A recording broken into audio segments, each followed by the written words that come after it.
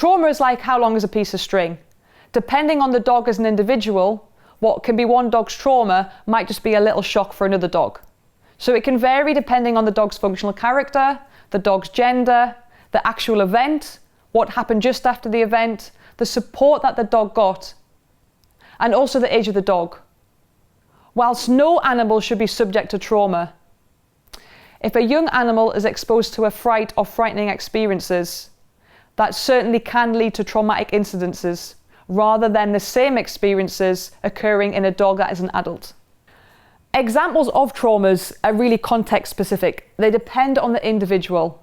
But to give you a few examples, both chronic and acute, they can vary. It might be, for example, a dog that is untouched but lives in a house where there's constant arguing and fighting. The dog isn't able to flee. The dog is able to remove himself from that experience and that environment. Again, from a nervous system perspective, this can build this arousal, but the freeze response may not be able to be activated, so the energy is not able to be discharged, but is stored within the body. It might be a dog, in Tunkasila's case, who is beaten, where again she isn't able to discharge her energy because she is held whilst being beaten. A dog that is having a fearful experience while on a lead can be subject to a similar episode. They are unable to flee, they may not want to react, but they cannot discharge their energy because they are held on the lead. It can be a dog that is unhappy by simply its home life and its exercise is being in a yard. It is cold, it is miserable, it is hungry, it is sad, it is helpless. That can also lead to trauma as well. Another way that trauma can arise within the nervous system is surgery. Now, I don't want you to panic. Many dogs have surgeries and they're absolutely fine. It's just having an awareness of how trauma works and how surgery can possibly and potentially create trauma in the body.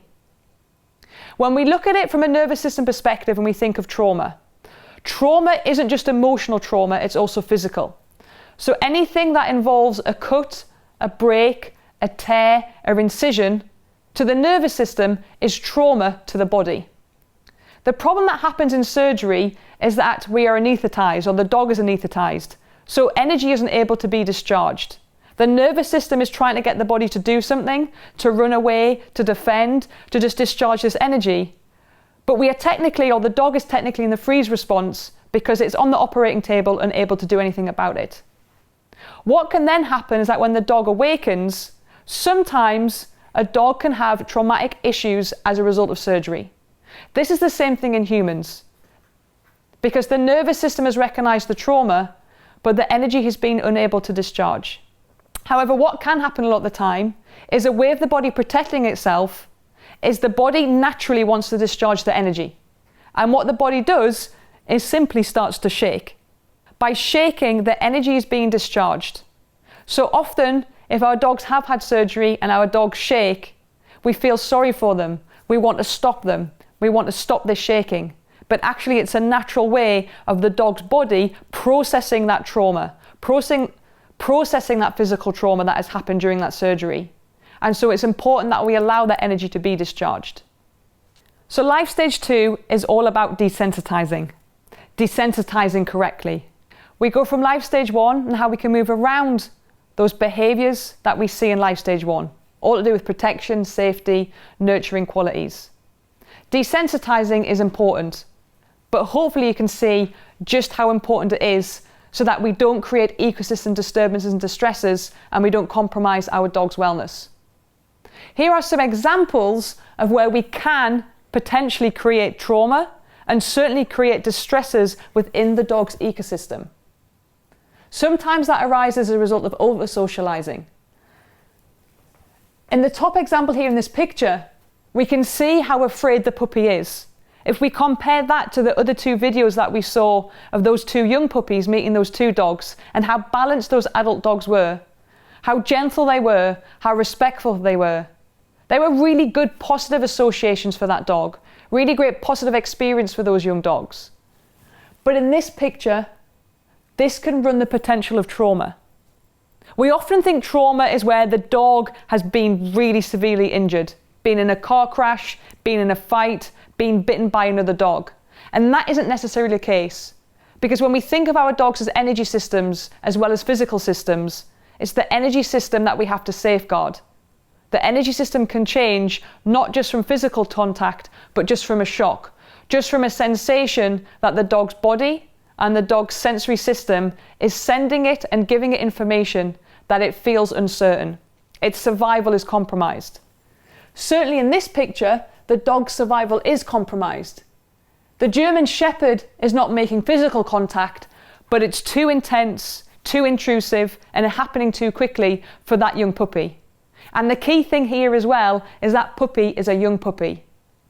Anything and everything that a dog sees, hears, smells, tastes, touches, or feels is stored as a memory, is stored as an experience. So it might be that this young dog learns all dogs are scary. All dogs of this breed are scary. All dogs of that gender are scary. All environments similar to this are to be fearful of.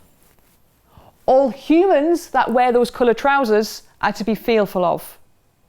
The list of how these negative experiences and what can create these traumas is extensive and varies from individual to individual. And because it's only going to take one break to create a break, it is something that we really need to avoid, and it is something that we really need to be aware of so that we don't create wellness compromises in our dogs, and we don't create issues where the dog absorbs information that teaches them and tells them of all the different stimuli that are a potential threat. The list really can be endless. A similar example can occur here. This dog really is communicating with its human. For whatever reason, it doesn't want to go forward. Again, the dog is not able to learn in its own time. Certainly the dog is not being listened to because the dog is being dragged. Remember what happens in life stage 2, in that desensitizing stage that Gordon Haber talks about. Pups are encouraged to sniff every rock, smell, butterfly and stick. That is not being encouraged for this dog here. Its Orrington response isn't activated. It's in the stress threat response and it's being dragged. As it is being dragged past stimuli, the dog can absorb this information, again, of anything and everything that it sees, hears, smells, tastes, touches or feels. And it can learn that as it's dragged past them, that all these different objects, stimuli, surroundings, people, animals, anything and everything that's around there is actually negative for that dog. It's not an enjoyable experience, it's not a pleasurable experience. And all that can happen, or what could potentially happen, is that the dog can then start to show negative behaviours, defensive behaviours, fearful behaviours around those objects.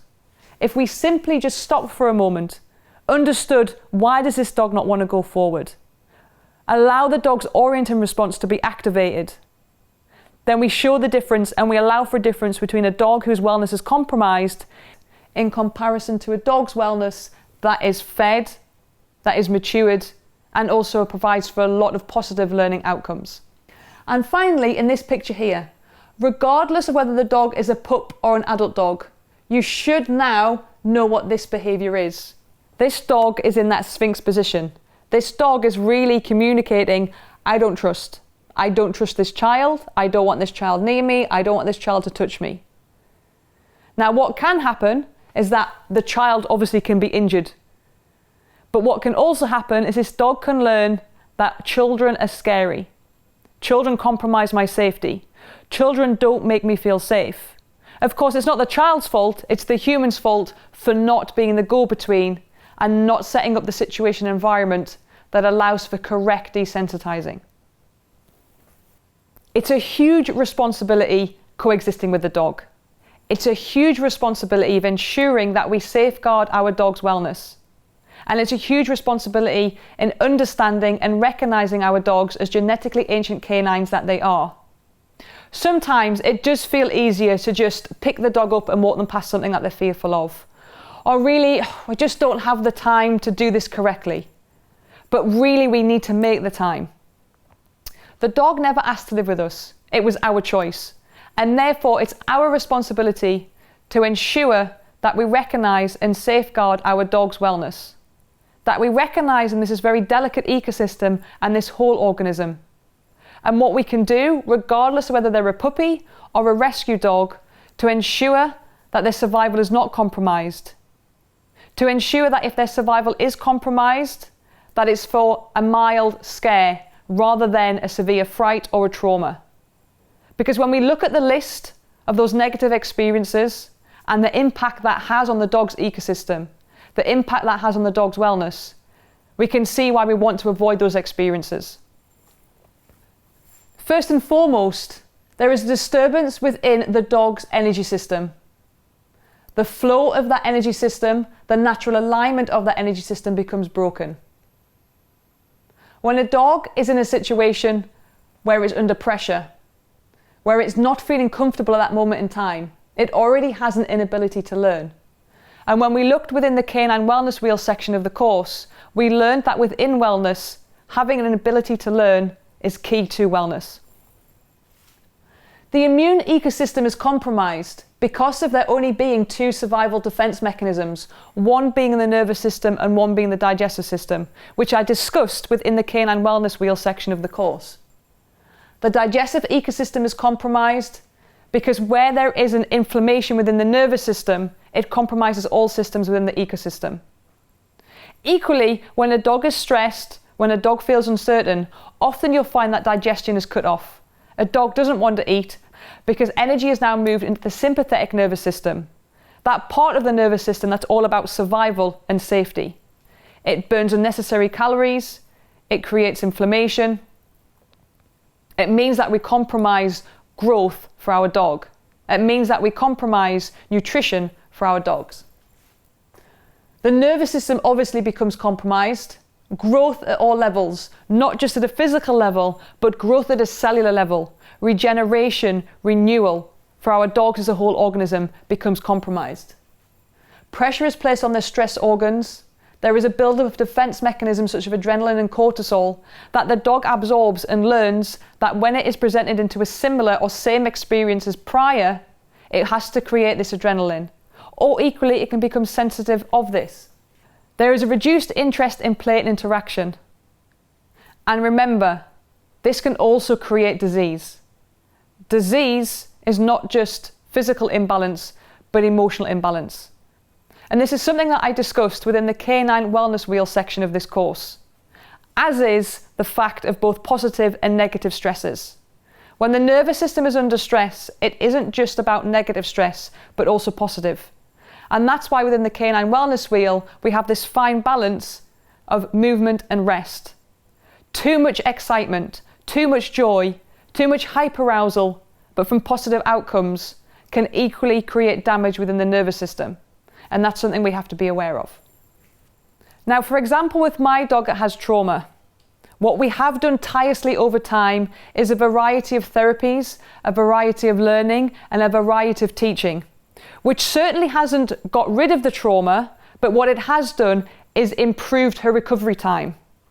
Whereas in the past, it could take her 2 or 3 days to recover, now it can be anywhere between 10 and 20 minutes. For me, that is massive, because what I don't want to do is cause further interferences and further disturbances within her ecosystem as a result of those traumas. I'm aware that my dog, as a result of trauma, is a sensitive individual. It just so happens that the age that she received the trauma, the fact that she's a guide as a functional character, the fact that she's a female, have equally not played in her favour, which means that the trauma has been much, much worse for her. The fact that her recovery has now improved over time is great for me. But of course, there is potential and there is great opportunity for dogs that have had really, really deep fears to be able to overcome them in time. But we're talking about time. This can take a long, long time. For some dogs, it might even take a few years. Some dogs, it might even be a few months. But it's all about time. And that's why I love this saying of something that is broken has the potential to be transformed, because of course, our dogs can and do. In order to allow for that, we have to eliminate stresses so that our dog's nervous system has opportunity and time to recover. In order to safeguard our dog's wellness, their environment must include the ability to seek joyful, loving environments that stimulate peace and pleasure. We can bring in a whole range of therapies, which is why the last section focuses on these, under Kachina medicine. Techniques that use vibrational energy that work on the energy systems of our dogs to stabilize them. By working on therapies that work on the energy system and provide for changes at a vibrational level, at a cellular level, allows for changes in energy and to stabilize the dog's wellness and its ecosystem.